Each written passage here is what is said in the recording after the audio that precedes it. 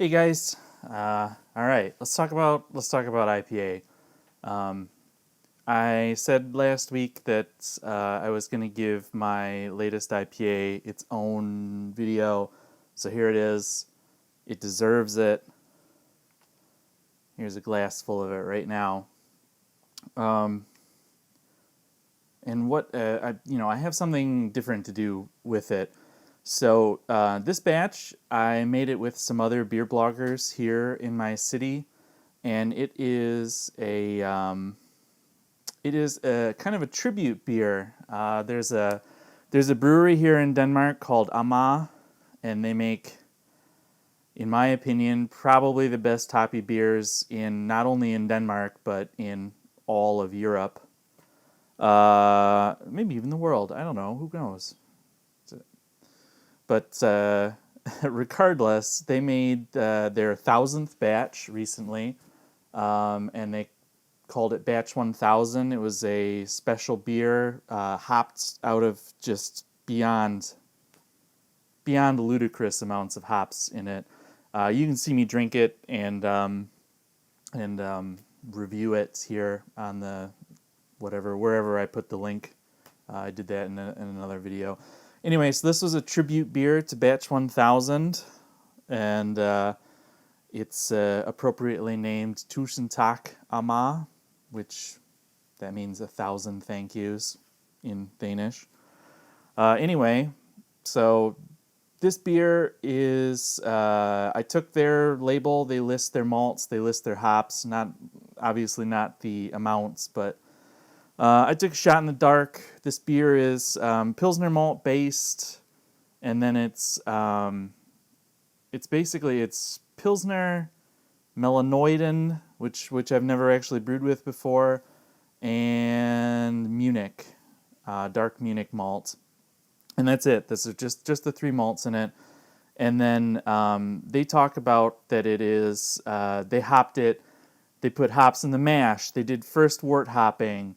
They did hop stand. They did a double dry hop. So I friggin' did all of that stuff. And I will put the recipe up here, and I will have a link to it in the description on my blog, with more info on what was in it and what my scheduling was. But I mean, basically, we literally put hops in the mash, and I do have a picture of that, so I'm gonna put that here. We put Cascade whole leaf hops in the mash. I did, first wort hopping, a massive, ridiculous hop stand. It's got Amarillo, it's got Citra, it's got Simcoe, it's got Centennial, Chinook, Mosaic, Sriracha Ace. Yeah, all of those hops are in here.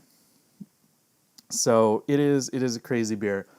I am going to obviously review it, but one thing special I wanted to do with this, I did have to split it. I split it with all the other guys who were there on the brew day, and half of it went into a keg to be force carbonated, and half of it got bottled. And this is the last bottle that I have of the bottled version, and I was going to do head-to-head tasting to see if bottle conditioning made it a little different. I wish I had done this a little younger because it has faded out a bit, but I actually kind of like it a bit more now because in the beginning it was just super aggressive. All right, so this is the keg pour in my left hand. This is the bottle pour. Well, you just saw that. So the keg pour has a ridiculous head retention. And probably this beer has had the best head retention that I've ever produced, especially in a hoppy beer. And I guess that has to have something to do with the Melanoiden, because I've never used it before. But this had a ridiculously aggressive, big, white, fluffy head all the way up to here that lasted for over 5 minutes while I was tinkering with the camera and stuff. So, all right. They look basically exactly the same. I mean, they are the same beer. They never cleared up. That's one thing. You can see that they're pretty dark, and I was actually surprised at how dark they got with just some Munich Dark and some melanoidin in it. They got nice I mean, it's a nice color. It's a really pretty color for this beer. But they never cleared up, which I mean, there's a half kilo or like a pound and a quarter of hops in here. So even though this has been sitting in the keg for the better part of a month, and the same this in the bottle, they never cleared completely out. So I think without a filter, I'm never going to be able to get this beer super clear. All right, they look the same. Let's give them a smell. The keg beer, it has a lot of Simcoe and Citra in the nose. The beer just in general. The Simcoe kind of took over everything, which I didn't expect with some really aggressive hops like Citra, Amarillo, and Mosaic. I didn't expect the Simcoe to shine as much, but it's super bright, like fruity peach with a ton of pine in the background, and then they just kind of war over which one. It's got a really beautiful smell. It's not as crazy bright as I thought with I think there's almost 300 grams of dry hops in a double dry hop, but I think maybe it just got overwhelmed. I don't know. It faded really quickly, as I find that beers that I put a ton of hops in, they do fade rather quickly. Okay, bottled version.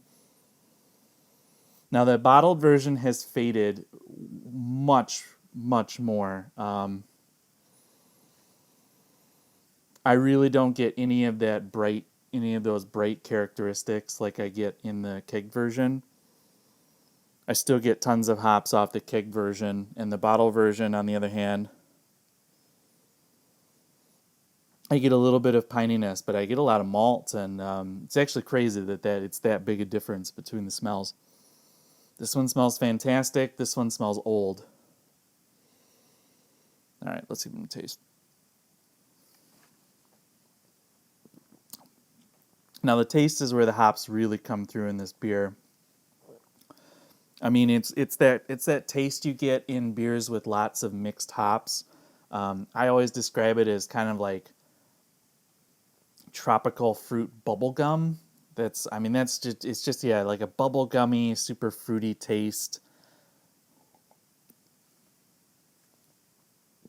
Lots of Citra and Mosaic come through in the actual flavor. It's got that like kind of still dank but super fruity, like tropical fruits and dankness, and this is a really interesting. And actually, the Sriracha Ace, there's a lot of that in the flavor, even though I used very little of it because it's like my least favorite hop in the world, and I only put it in there because Ama did. But it does come through. It brings that weird funkiness in there. I'm gonna take a sip of the bottled one.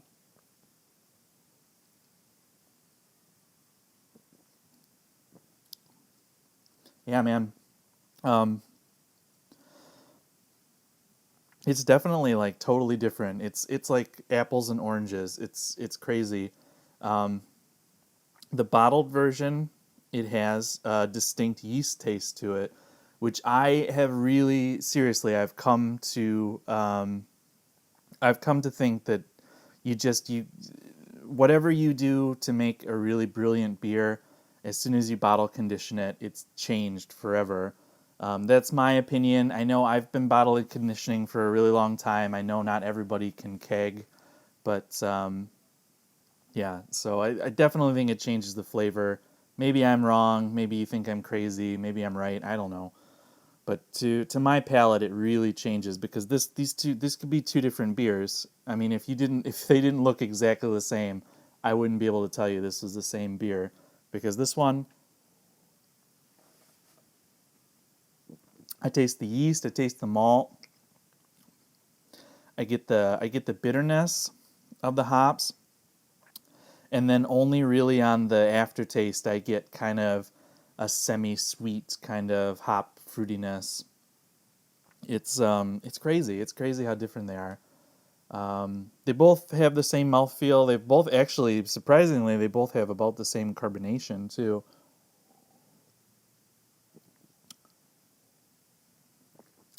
Although this one is a little softer carbonation, which I know that that's usually bottle conditioned ones.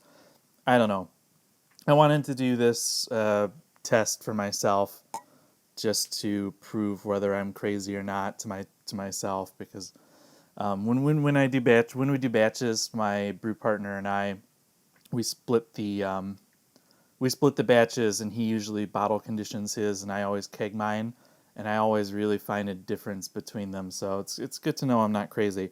I am going to put the bottled version aside for now, and I am going to go back to describing the kegged version because I think it's the superior one.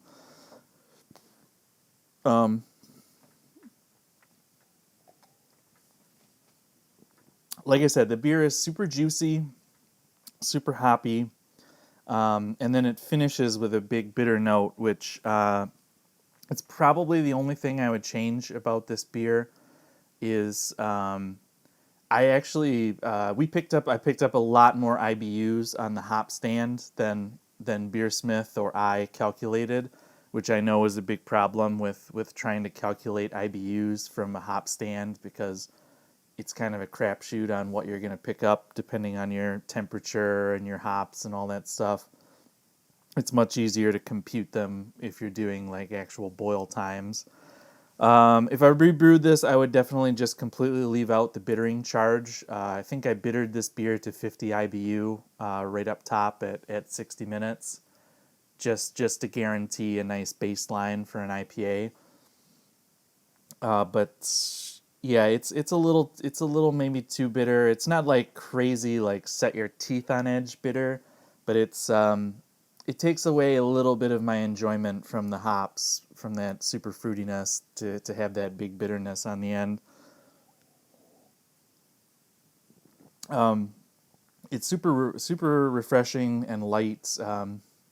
It dropped to 1.009, so in my opinion, the absolute perfect IPA. My absolute perfect IPA attenuation is 1.009 or 10, somewhere in there. So it's great. It's dangerous too, because it's a little bit over 6%, and it drinks like, if it wasn't for that bitterness, it would just drink like fruit juice. Man, that's a good beer. The keg is almost empty. I should actually get those guys together and give them some of the keg version, because I'm pretty disappointed in how the bottled version came out, to tell you the truth. I'll take one last sip of it, just to, yeah, super disappointed in that. But now you guys know I got a beer gun now, so we're gonna be doing away with bottle conditioning. Do away with it, and we're gonna get beers like this, and everybody's gonna be happy. Speaking of happy, if you're happy with this video, why not give it the old thumbs up down there? Or, if you're not a subscriber, you could subscribe. That'd be awesome. I love subscribers. I love all of you who are subscribed, and I love all of you who will be subscribing in the future, I'm sure. But yeah, so subscribe, share this with someone if you think it's cool.